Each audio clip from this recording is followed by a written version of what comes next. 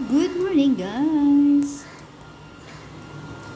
Ito na yung guys natirang bangus na isang araw na ginawa kong sinigang.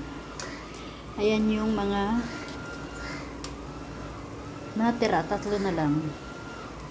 Lulutuin ko ngayon at nilagyan ko ng okra. Ayan. Paksiw na bangus naman guys.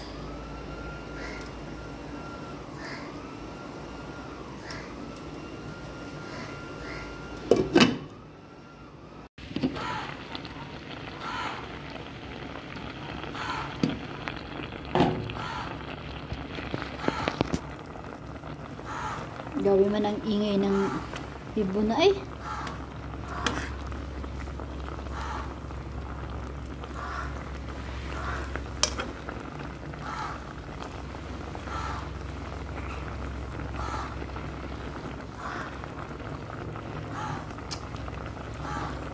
OMG. Grabe talaga ang anghang ng sili na yan, guys.